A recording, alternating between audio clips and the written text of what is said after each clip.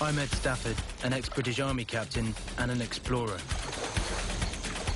I'm the only person to walk the entire length of the Amazon River. But now, I'm nearly 2 weeks into my latest challenge, attempting to survive for 60 days on a tropical island. I can't hide the fact that this is a massive challenge above everything that I've done to date.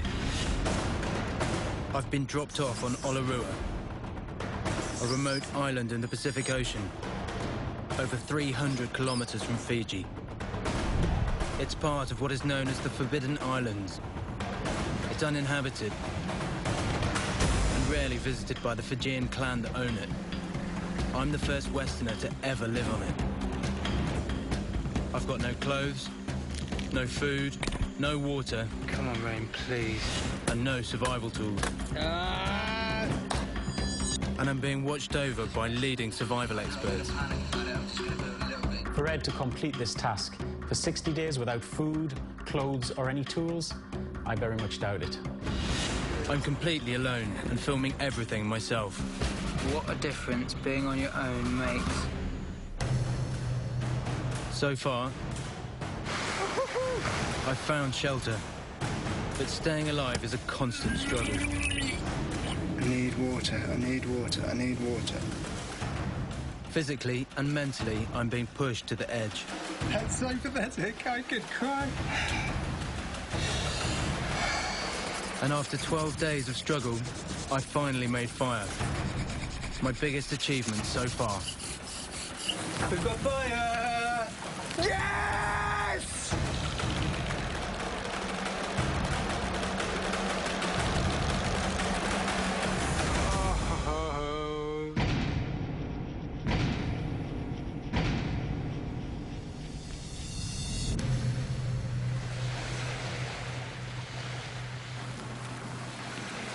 There's a brew on.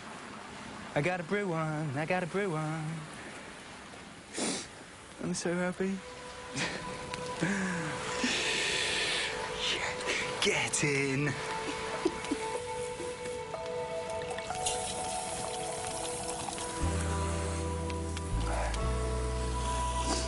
Oh my God, that's amazing. Hot fluid. I'm just happy. Cheers. I'm nearly 2 weeks into my attempt to survive alone on Olarua, a tropical island more than 300 kilometers southeast of Fiji. It's a battle, and I'm learning the hard way. No one has ever tried to do this before. My fire is a welcome addition to my caveman home on the western beach. I just smashed a brown coconut and then put the flesh around the fire, and it just tastes like almost like a burnt biscuit or something. But I can't afford to let my guard down. I've got 47 days to go and the rainy season's approaching. If I'm to survive that, me and my beloved fire need to move out to somewhere far safer. Survival is an active pursuit. It's not a passive undertaking. Whether it's fear of dehydration, fear of not having any food, fear is a great motivator. Today I'm going to start construction of a house tucked into the woods on this side of the island, so it's protected from the wind. I'm not going to panic about it, I'm just going to build a little bit each day. I'm going to do 4 hours construction work, 2 hours fishing, 1 hour cooking, 2 15-minute breaks, 1 hour collecting water, half an hour collecting firewood, and I like to have the first hour and the last hour of the day to myself anyway, so that'll fill my day. Having a routine is undoubtedly a great survival strategy because it gives some structure to your day and it makes what seems impossible possible. I've had my ups and downs since I arrived, but I'm falling back on my army training now. I need to keep my emotions in check, stick to my routine, and focus on my plan.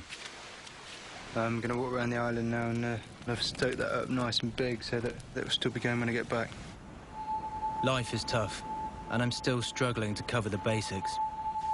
Right. Water with renewed vigour, and hopefully we can put this one to bed because water really bores me. The most likely place that I can find it is in that natural drainage basin of the whole island. That big amphitheatre that I saw as I explored the island. And I think if I'm going to find a reliable source of water, that's where it's going to be. As a geographer, I know about land formation and water tables, but I'd better be right about this. I'm constantly dehydrated. You can see there's the natural dip in the island there. And I'm just going to dig out gully bed, just with my hands.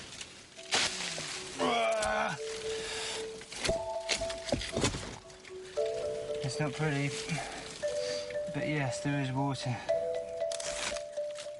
But I can't let my thirst get the better of me. Drinking dirty water could lead to sickness and diarrhea. It's full of mud, but there's no salt in it. It's definitely fresh water, a combination of overland flow and groundwater. So I know it's clean and safe to drink.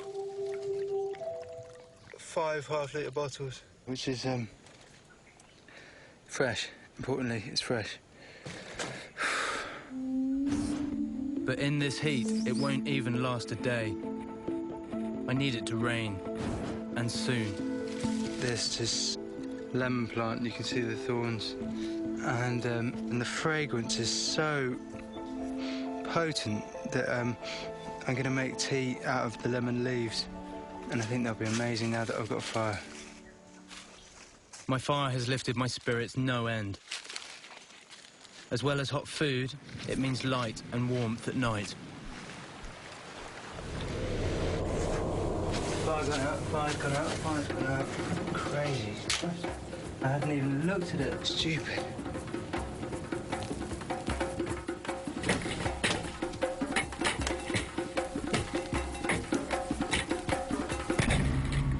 Just collected all that firewood over there. Heaps of firewood for tonight.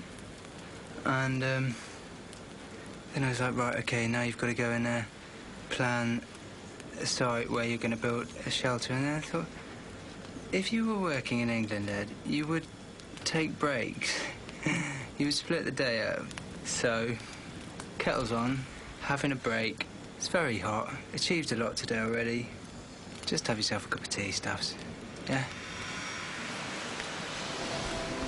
There's nothing like a fire. In the jungle, we used to call it jungle telly. Just something to sit around and focus on and draw morale from and warmth from. I think the effect of having the fire on his mental well-being was probably the strongest. Having a fire is great, but it's a responsibility adding to my workload. I can't leave it unattended for long for fear of it going out.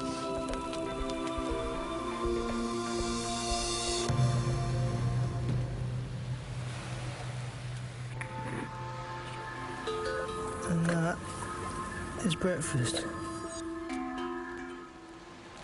I think I'm going to appreciate fine things, good food, everything for the rest of my life, so much more.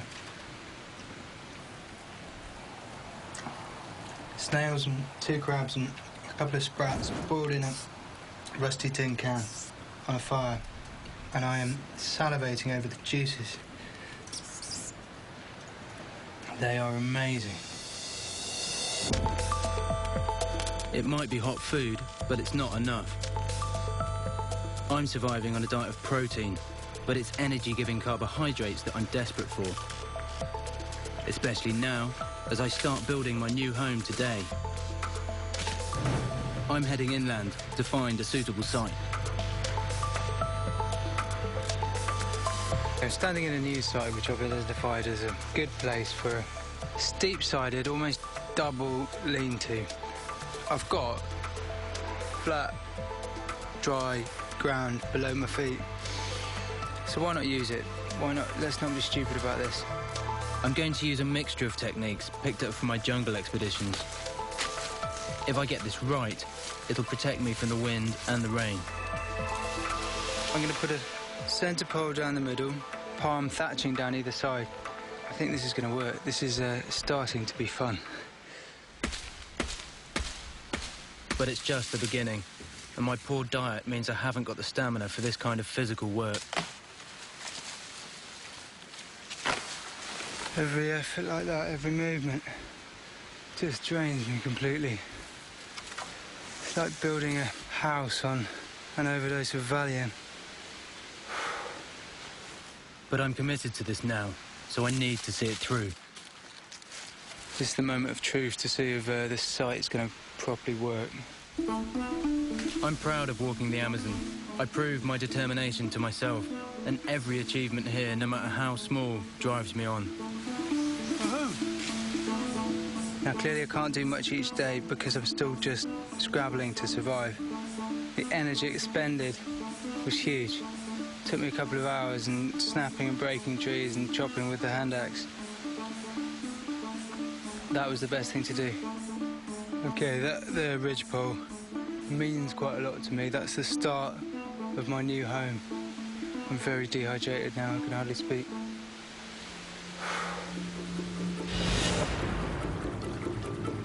Extreme hunger. It's an animal.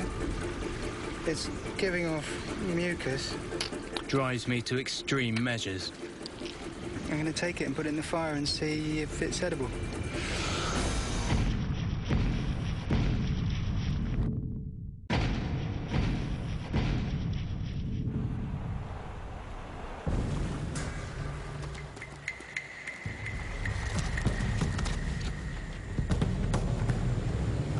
Got him.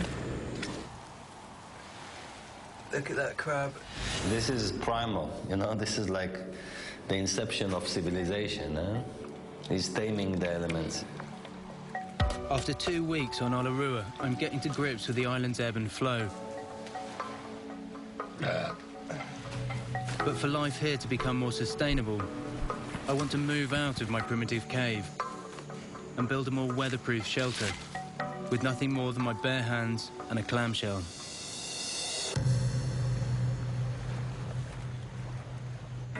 First thing I need to do is go and start cutting more of these long poles. The most important thing for me is that once it's built, it's weatherproof. If the pitch is too shallow, the palm leaves won't work and it won't shed water. That may take all day, because I'm using this.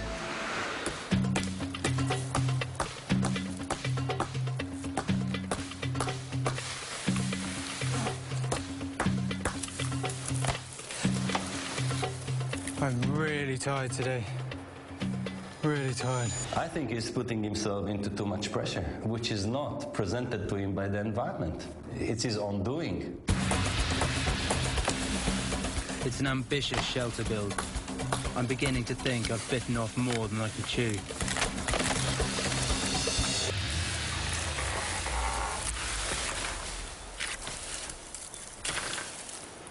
One tree. Down. I'll need about 10 trees in total. And then I've got to secure them to the shelter's ridgepole. Okay, what I'm going to do is just beat these hibiscus stems until the bark's loose and then strip all the bark off them.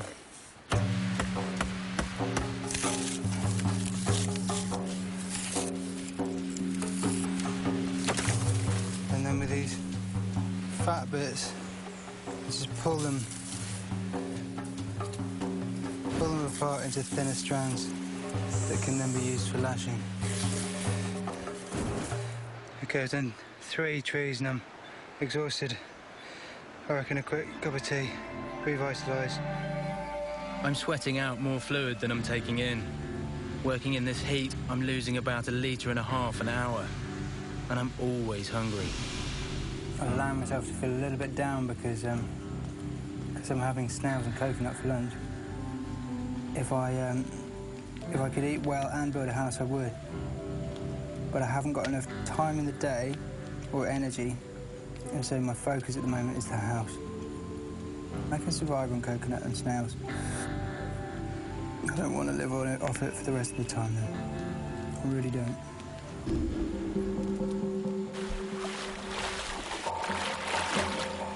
Tide's low. I'm going to use this opportunity to scoot round to the other side of the island and try and find some more water. Because it's midday, I'm going to have to cover myself in clay in order to protect myself. My sunscreen is sediment from the water I collected in the gully. And my mirror is the screen of the camera.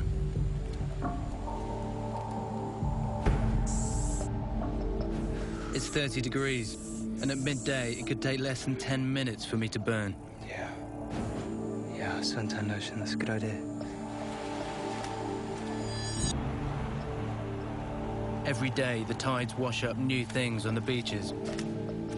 So far, I've found pots, rope, and my life-saving water bottles. No way. Look what I've just found on the beach. An old toothbrush. I can clean my teeth with charcoal with a proper toothbrush. Oh, how good is that? One man's trash is another man's treasure. Next find, this is too good to be true. Only on a Fijian island.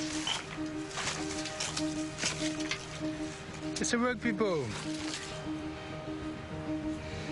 Okay, well, it's leather. I've got no idea what I could use it for, but I'm going to take it. I'm going to take it. It'd be rude not to call the rugby ball Gilbert. I have my own Wilson. It's little consolation after a totally fruitless water trip. Now I have to head back to my fire.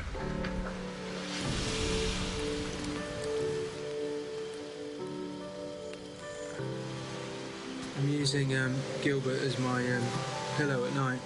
I can lie on my side now, which I haven't been able to do for the last 17 days. I'm not going to start talking to him anymore. It's just a pillow. Well, it's actually a rugby ball. It's my pillow.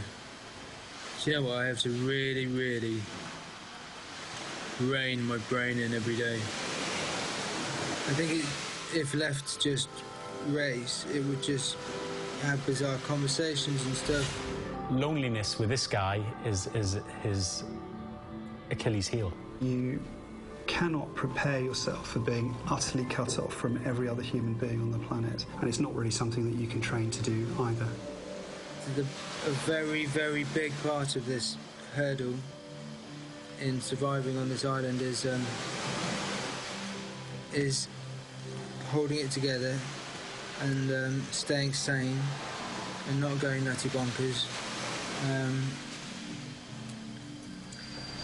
And it just needs a bit of checking in.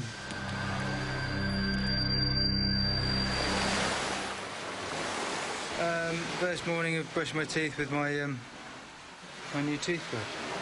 I'm using charcoal from the embers. Charcoal needs to be ground into the finest particles possible. You can feel when they get really nice and soft. Little swig of water. It's not as minty fresh as I'm used to back home.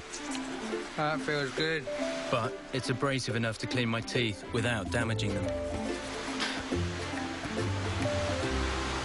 Nice. I'm into the third day of constructing my shelter, and there's a bit of a problem. The wide pole that's reinforcing the apex on this side is too narrow. I need a tree that's strong enough to support the weight of the woven palm leaves that I'm using as thatching. But with only a clamshell, that's pretty tough going. You can't just cut a notch forward and back like conventional tree felling. I'm using snapping as my method of felling, and it just doesn't work. You have to ring it and not just take the bark off. It's my second attempt at getting this tree down. Without a decent support pole, my shelter will collapse. When you have a failure, it's like being pressed down in this knife till you think it's just going to split you in two. This is hard physical effort. I'm burning way more calories than I'm taking in. I don't have the time or the means to fish in the lagoon. Whilst I know not to take unnecessary risks in the water, I still have to scavenge around the shoreline for whatever I can find.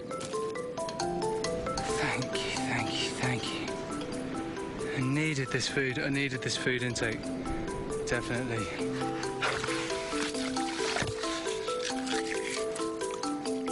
Yes, yes, yes. Today is a good day for fishing. Little eel. Excellent. What a feast tonight. What a feast tonight.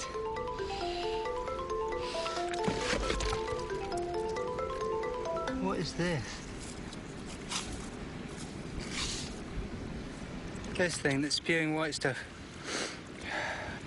I've heard of things called sea cucumbers, but this might be one. I don't know. Don't know what it is. Just don't have a clue. It's an animal. It's giving off mucus. I'm going to take it and put it in the fire and see if it's edible. Do you know what? That's a lesson for me on days of low food to turn over rocks. Two things underneath that rock. An eel and a bizarre-looking animal. Looks a bit like a massive shit.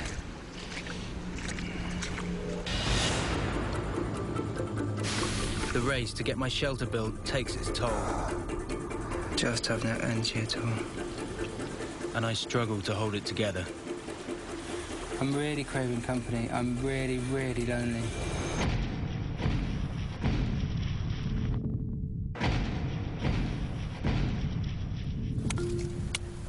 It's my third week marooned on Olarua.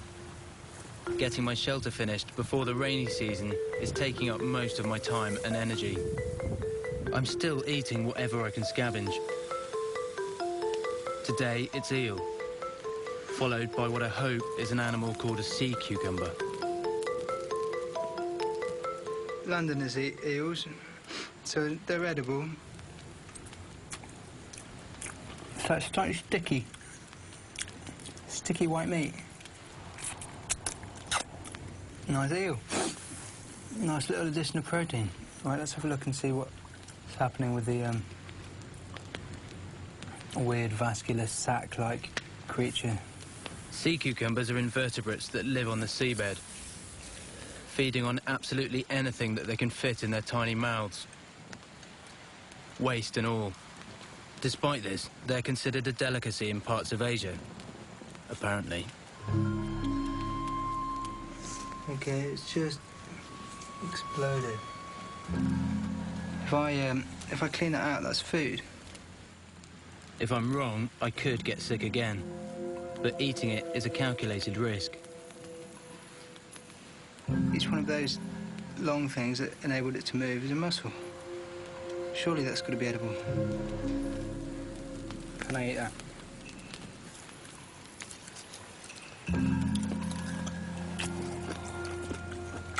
Minging. Minging. Why? Right.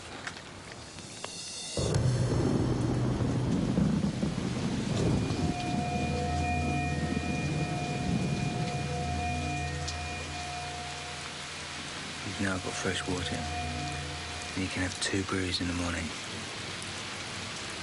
Yes.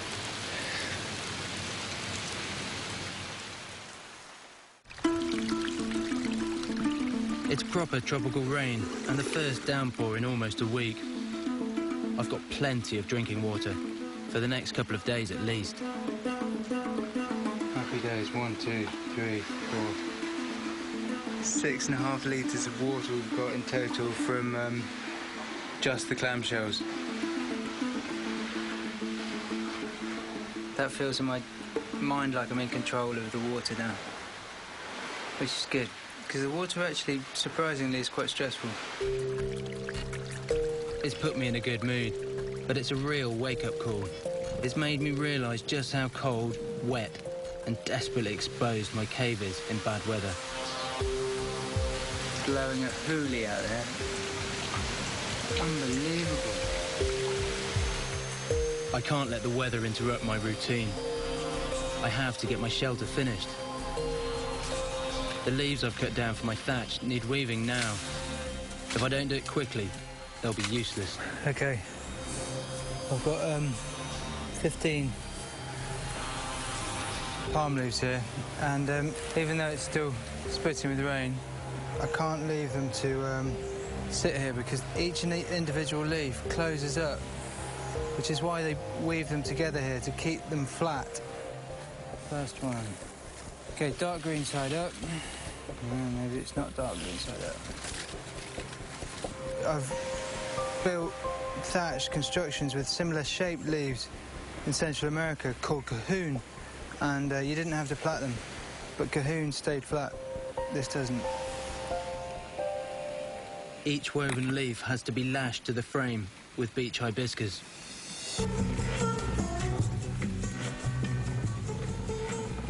I would say that's about a fifth of what we need. It's the same routine every day. Cutting, weaving, and lashing. It's monotonous and tiring.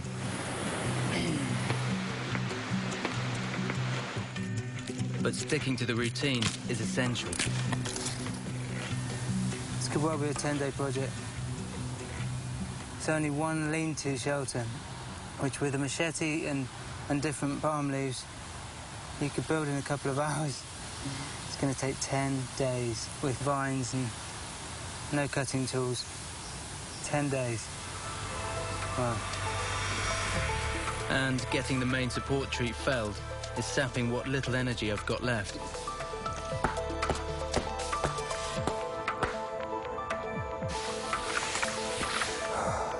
Nope. Right now, I'm at my lowest ebb. I just have no energy. Food, I mean, it's low, you know? Water I'm struggling with. Just have no energy at all.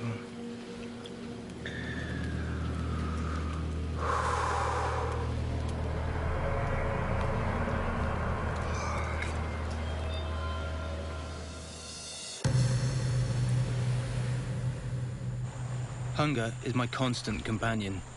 I feel like I'm running on empty. Food means energy, and if I can't up my work rate, my building project is in real trouble. The only source of energy-giving carbohydrates I've found here so far has been the potato-like taro plants. I'm back digging for root vegetables. I'm hunting for more in my usual spot, but it's not looking hopeful. Ground is very hard. Semi-starvation causes a whole heap of other problems, ranging from increased irritability, depression. You can be more of a hypochondriac. Your judgment can be impaired. In desperation, I just took a bite out of this one remaining taro plant leaf, and it tasted good, so I ate the whole of the other one. And my gums are stinging, the whole of my tongue started to sting. That's not edible. It's not edible. I just ate loads.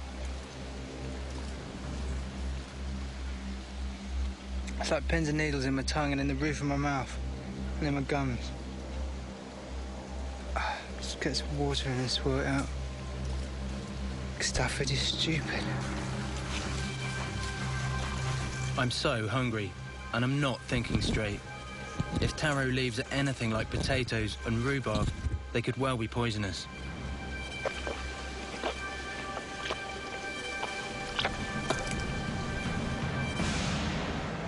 Tongue is on fire. Don't eat any more taro leaves, Stafford. The effects of dehydration and starvation compound with time, so its body was simply just eating itself up from the inside. Just drain today, and just need to keep sticking at that shelter until it's done, don't I?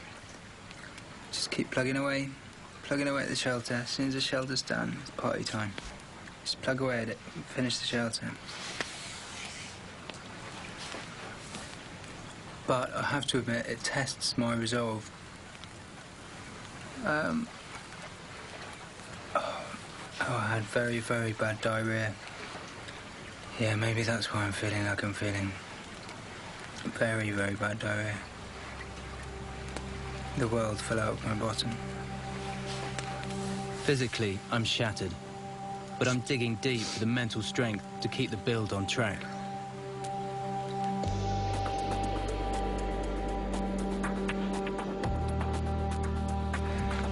Crikey, it's taking a long time. There to there is about 14 inches. 3 days more thatching to get over the crossbar. So that'll be 9 days thatching to do one lean-to. I've not even started on the sides, or potentially coming down this side. Unless you have a thatch which is watertight, what's the point? It's got to be better than the cave, hasn't it? And one person. This is how long it takes. I'm not dilly-dallying, I promise.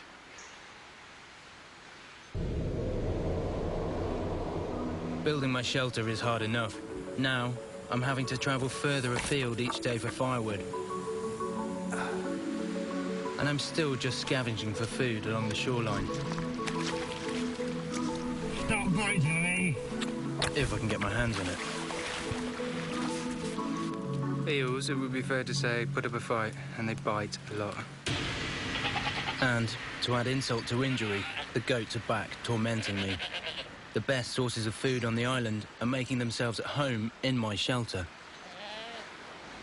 I've just walked back, and you can see my camp, and you can see the two goats in my camp. They're actually under my shelter. Goat meat would be a massive step up from the diet of snails and crabs. I've butchered everything from chickens to giant armadillos, and the principles are roughly the same.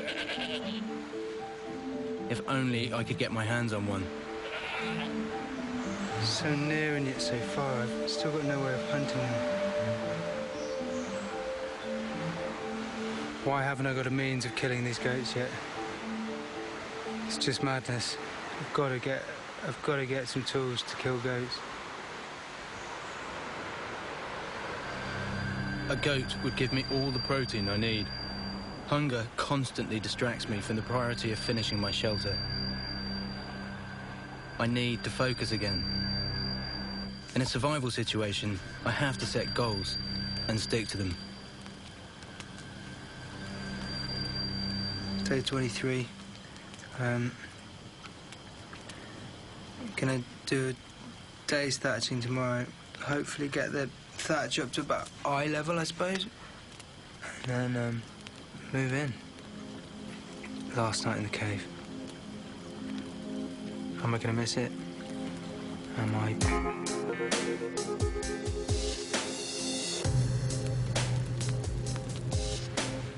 If I'm to move today, I need to get a load of firewood to my shelter site. My new home has to be good enough to keep me and my fire protected from bad weather. And I'm beginning to doubt if it's ready.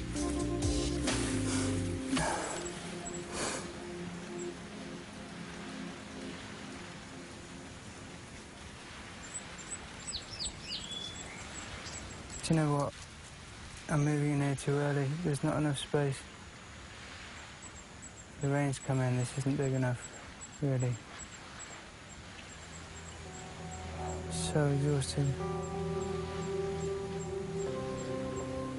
Back to the cave. If it's no improvement on my cave, all of my hard work has been for nothing. I can't believe how little energy I've got. Now, the truth is that I'm dehydrated, malnourished. All of my time goes into repetitive tasks that aren't interesting. And so I've just had a bit of a struggle getting out of quite a negative thought pattern. It is very, very easy to sit back, feel sorry for yourself, and just let everything, you know, wash over and take over. You can go from elation to the most deep depression you can ever imagine. And it's you're constantly battling that depression and just trying to get through it. I keep thinking, like, I've just been left here and nobody cares. I'm really craving company. I'm really, really lonely. Every bit of me wants company. Every bit of me wants to have a chat with somebody. One person doing this with nothing is extraordinarily hard.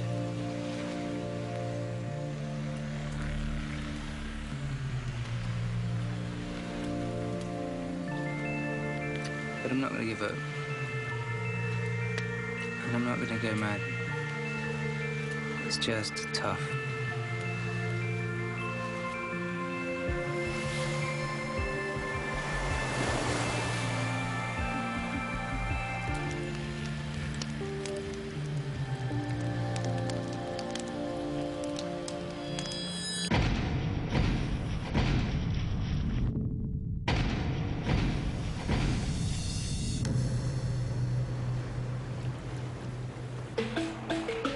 The Fijian island of Olarua has been my home for nearly 4 weeks now.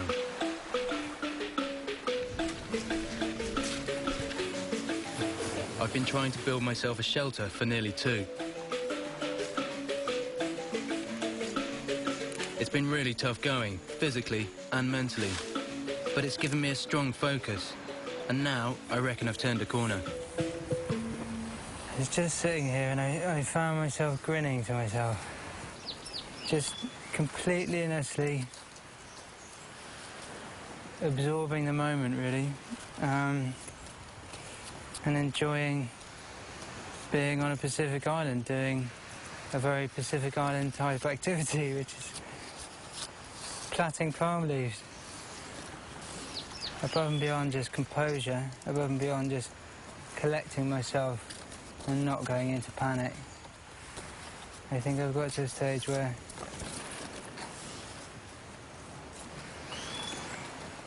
I'm content and happy, you know? I feel like I'm on the up. With renewed vigour, I've scoured the island and found a new source of taro plants. Okay, 1 potato, taro actually, 2 potato, 3 potato, 4, 5 potato, 6 potato, 7 potato, more.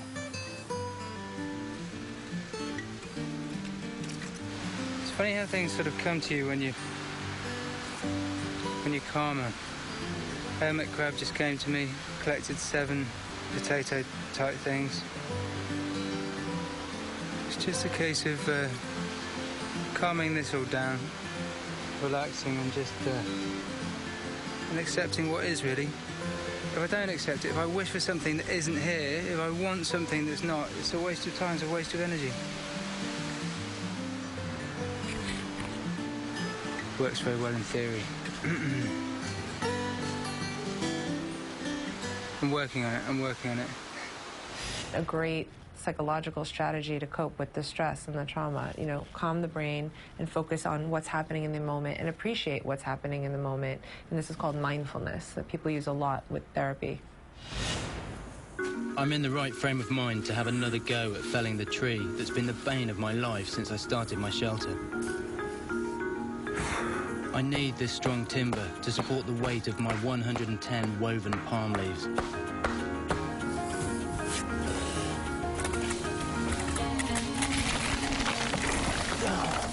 Yeah. Thank you.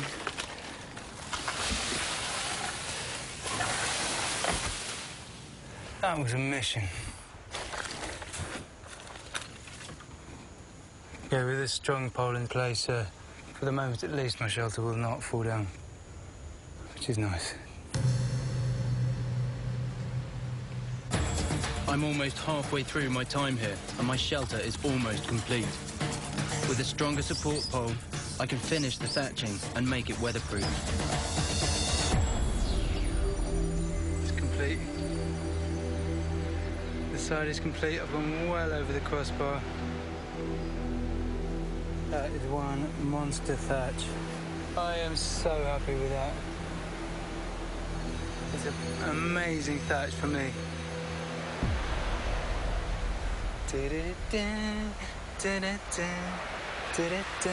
Eddie in his shelter.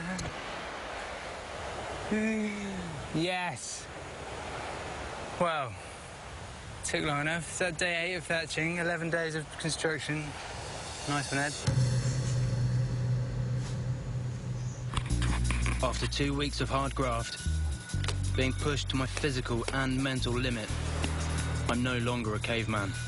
But evolving brings mixed emotions. Feel a bit weird moving out of here. Somehow apprehensive. I think this cave represents warmth and dryness and security, actually.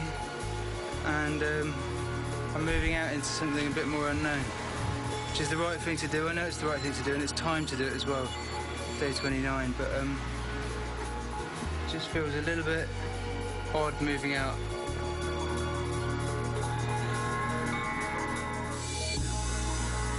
We've moved out. That wasn't very difficult, was it? Amazing when you haven't got many possessions.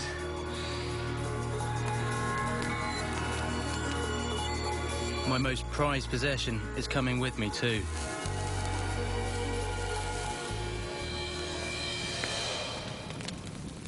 Right, well, I think the only thing to do once you've moved into a new house and transferred your fire as an Englishman is to have a cup of tea.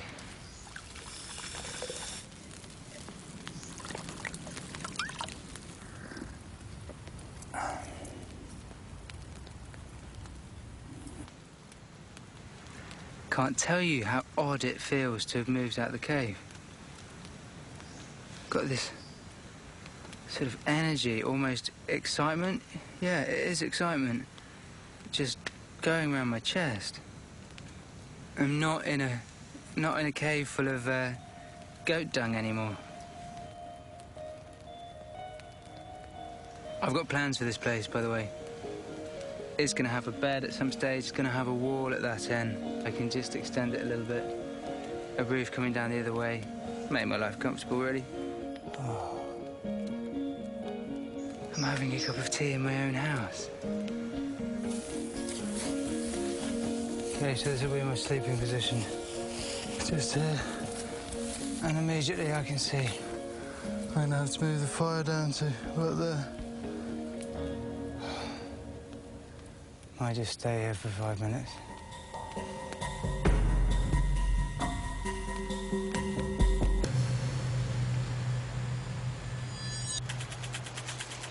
Seven goats on this island. If things go well, I could be eating 2 goats a week.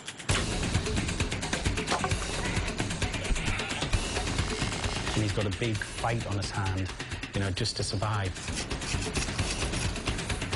I have a knife. I have a knife.